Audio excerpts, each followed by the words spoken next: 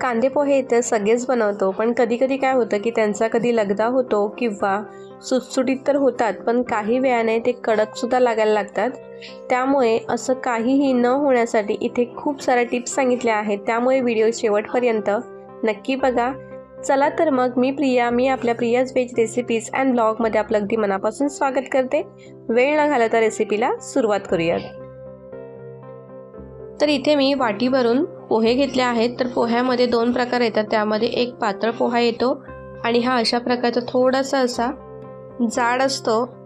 तर त्याच्यामध्ये आपल्याला पहिलं काही खराब असेल तर ते निवडून घ्यायचं आहे आणि अशा प्रकारे आपल्याला एका चाळणीमध्ये ते चाळूनसुद्धा घ्यायचं आहे. म्हणजे पोह्याच्या आतमध्ये जी काही बारीक कणिक असते ती चाळून निघून जाणार. अशा प्रकारे आपल्याला पहिलं चाळून घ्यायचं आहे. तर हे सुद्धा एक रिझन आहे ज्यामुळे आपल्या पोह्याचा लगदा होऊ शकतो. आता पोहे माझे चाळून झालेत. आता एका बोलमध्ये ते मी ट्रान्सफर करून घेते आणि यामध्ये आता पाणी घालून आपल्याला स्वच्छ धुवून घ्यायचे आहेत. आणि पाणी घातल्याने पोहे लगेचच नरम होतात, त्यामुळे आपल्याला एकदाच धुवून घ्यायचे आहे. वाटल्यास जास्त पाणी घाला, पण एकदाच धुवून घ्यायचे आहेत. ते डबल धुतले तर त्याचा लगेचच लगदा होऊ शकतो. त्यामुळे एकदाच जास्त पाण्याने स्वच्छ धुवून घ्यायचे आहेत. धुवून झाल्यानंतर चाळणीमध्ये किंवा एखाद्या गाळणीमध्ये न ठेवता आपल्याला अशाच बोलमध्ये किंवा एखाद्या भांड्यामध्ये ठेवून द्यायचं आहे, नाहीतर मग त्याचा ओलावा पूर्ण निघून जाईल. आता पुढची तयारी करूयात. तर मी गॅसवरती कढई ठेवली आहे आणि त्याच्यामध्ये आपल्याला आता 3 ते 4 मोठे चमच तेल घालून घ्यायचं आहे. तेल चांगलं मीडियम तापलं की त्यामध्ये आपल्याला शेंगदाणे घालून घ्यायचे आहेत. तर शेंगदाणे तुमच्या आवडीनुसार तुम्ही कमी जास्त करू शकता. इथे मी अगदी 2 मोठे चमच शेंगदाणे होतील एवढे घेतले आहेत आणि ते गरम तेल झाल्यानंतरच टाकायचे आहेत, नाहीतर मग ते नरम पडू शकतात. तर हे बघा, आता आपल्याला ह्याचा हलकासा असा कलर चेंज होईपर्यंत परतवून घ्यायचा आहे. आणि अजून इथे आपण चूक करतो ती म्हणजे शेंगदाणे आपले चांगले फ्राय झाले की ते काढून न घेता त्यामध्येच आपण राई, जिरा, कढीपत्ता, नंतर मग ते कांदा असं सगळं टाकत जातो आणि मग ते शेंगदाणे आपले नरम पडत जातात. तर आपल्याला असं न करता शेंगदाणे चांगले फ्राय झाले की ते आपल्याला सेपरेट काढून घ्यायचे आहेत आणि नंतर ते घालायचे. तर हे बघा, आपले शेंगदाणे मस्त असे फ्राय झालेत.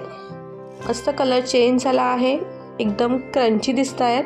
आता हे फ्राय झालेले शेंगदाणे आपण ज्या बाउलमध्ये आपण पोहा भिजवायला ठेवला आहे त्यामध्येच हे काढून घ्यायचे. आता शेंगदाणे आपले काढून झालेत. आता त्याच तेलमध्ये आपल्याला पोहे करायचे आहेत. तर तेल आपल्या तापलेलंच आहे. त्यामध्ये आपल्याला पाव चमच मोहरी घालायची आहे. पावपेक्षा कमी थोडासा जिरा घालून घ्यायचा आहे. त्यानंतर मी ते 1 मिरची घेतली आहे तुकडे करून. तुम्ही वाटल्यास एकदम बारीकसुद्धा कापून घेऊ शकता. तर मिरचीची क्वांटिटीसुद्धा तुम्हाला तिखट हवी असेल तर तुम्ही जास्त घेऊ शकता. आणि त्यानंतर काही कढीपत्त्याची पानं, तर इथे मी 7-8 कढीपत्त्याची पानं घेतली आहेत. आणि एक मी इथे कांदा कट करून घेतला आहे एकदम बारीक, तो घालून घ्यायचा आहे. कांद्याची क्वांटिटी तुम्ही थोडी जास्त घेतली तरीही चालेल. तर इथे मी एक मीडियम साईजचा घेतला आहे. कांदा तुम्ही जेवढा जास्त घेणार तेवढं तुमचा पोहा जो आहे तो नरम राहणार. पण मी इथे अजून एक इन्ग्रेडियंट्स टाकणार आहे, त्यानेसुद्धा पोहे नरम होण्यासाठी खूप मदत होते. त्यासाठी मी थोडा कमी घेतला आहे कांदा.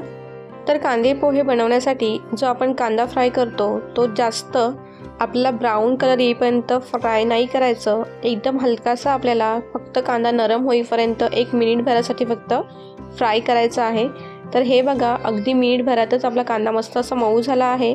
आता त्यामध्ये आपल्याला टोमॅटो घालायचा आहे. तर टोमॅटो इथे मी फक्त अर्धा टोमॅटो, मीडियम साईजचा जो असतो तो मी अर्धा टोमॅटो घेतला आहे बारीक कट करून. आणि त्यामध्ये हे मटार फ्रोझन घेतले आहेत. मटार हे पूर्णपणे ऑप्शनल आहे. आणि त्यानंतर पाव चमच आपल्याला हळदी पावडर घालायची आहे. त्यानंतर चवीनुसार मीठ घालून घ्यायचं आहे.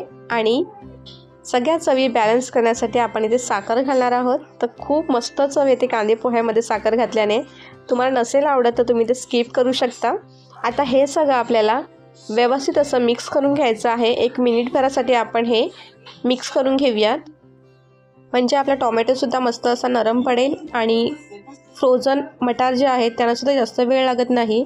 त्यामुळे ते सुद्धा 1 मिनिटभरामध्ये शिजून जातात. तर आपला टॉमॅटो जो आहे, जो इथं मेन इन्ग्रेडियंट्स आहे, ज्यामुळे आपले कांदे पोहे जास्त काळ नरम राहतात. अक्षरशः 4 ते 5 तास आरामात मस्त असे नरम राहतात. पण तरीही तुम्हाला जर का कांदे पोह्यामध्ये टोमॅटो घालायचा नसेल तर तुम्ही कांद्याची क्वांटिटी थोडी वाढवू शकता. तर आता हे आपले मस्त असं सगळं बारीक मिक्स झालं आहे. आता त्यामध्ये आपल्याला जो आपण पोहा भिजवून ठेवला होता आणि त्याच्यामध्ये शेंगदाणेसुद्धा टाकले होते, ते सुद्धा आपल्याला व्यवस्थित असं त्यामध्ये सगळं घालून घ्यायचं आहे. आणि लगेचच त्यामध्ये आपण कोथिंबीरसुद्धा घालून घेणार आहोत आणि हे सगळं आता आपण व्यवस्थित असं मिक्स करून घेणार आहोत. तर कांदे पोहे आपल्याला जास्त परतवायचं नाही, नाहीतर मग त्याचा लगदा होऊ शकतो. आपल्याला एकदम हलक्या हाताने साईडने आपल्याला फक्त ते अशा प्रकारे फिरवून घ्यायचे आहेत. तर इथे आपले कांदे पोहे व्यवस्थित असे त्या हळदीमध्ये आणि कांद्यामध्ये मस्त मिक्स झालेत. आता या स्टेजला आपल्याला लिंबाचा रस घालायचा आहे. तर इथे मी अर्धा लिंबू घेतला आहे आणि तो आपण रस यामध्ये घालून घेऊया. लिंबाचा रस असाच कांदे पोहे शिजत असताना घातला तर खूप छान फ्लेवर उतरतो कांदे पोह्यामध्ये, मस्त लागतात एकदम.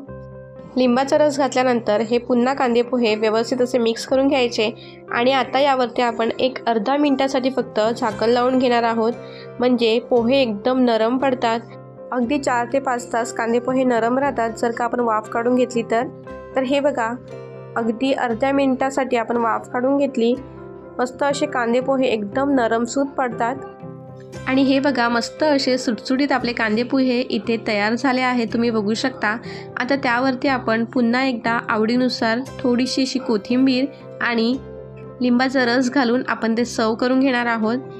तर इथे सांगितल्याप्रमाणे टिप्स जर का तुम्ही वापरल्या तर तुमचेसुद्धा कांदे पोहे अजिबात बिघडणार नाहीत. या उलट मस्त असे चविष्ट आणि मस्त असे लुसलुशीत मऊसूत कांदे पोहे तुमचे तयार होतील. त्यामुळे ही रेसिपी नक्की तुम्ही ट्राय करा आणि तुमच्या मित्रपरिवारामध्ये, नातेवाईकांमध्ये सुद्धा शेअर करा. आणि नेहमीप्रमाणे व्हिडिओ आवडला असल्यास लाईकसुद्धा करा आणि चॅनललासुद्धा सबस्क्राईब करा. चला तर मग भेटूया पुढच्या नवीन व्हिडिओमध्ये. तोपर्यंत सगळ्यांना बाय बाय.